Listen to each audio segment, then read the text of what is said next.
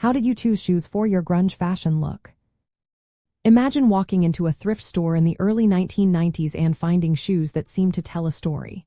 That's exactly what choosing the right footwear for a grunge style was all about. It wasn't about matching or following trends. It was about capturing that raw, rebellious spirit that defined the movement. The most iconic shoes were combat boots, especially those made by Doc Martens. These boots had thick soles, sturdy leather, and a no-nonsense vibe. They came in many styles, some shiny patent, others worn and weathered, so you could pick what felt most authentic. They were versatile too. You could wear them with ripped jeans, a flannel shirt, or even a slip dress, and they'd still fit right in. Another popular choice was the classic Converse Chuck Taylor sneakers. They were simple, affordable, and easy to find. Their canvas material and rubber soles made them durable and perfect for everyday wear.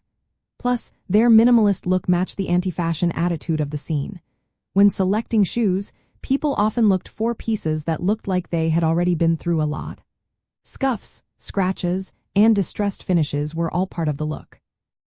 Shoes that looked like they had a history or a story behind them fit perfectly with the grunge philosophy of rejecting polished, shiny styles. Color was usually dark. Black was the go-to, though some might add a splash of neon or earth tones for a bit of personality. The materials mattered too. Leather, suede, and canvas were common because they looked sturdy and felt substantial. Lightweight shoes just didn't cut it. You wanted footwear that felt like it belonged to someone who didn't care about being perfect but cared about feeling real. Styling your shoes was just as important as choosing them. Combat boots or Doc Martens paired with ripped jeans created that classic grunge silhouette. Sometimes, you'd see people wearing Mary Jane shoes with ripped tights and a baby doll dress, adding a rebellious twist to a cute look. The key was comfort and authenticity. You didn't want shoes that looked brand new or too polished.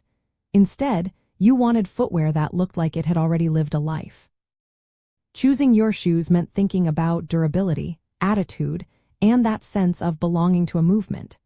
It was about expressing who you were and what you stood for. Whether you found them at a thrift store or bought them new, the best grunge shoes were the ones that looked like they'd been through a lot, just like the music and culture they represented. They weren't just shoes.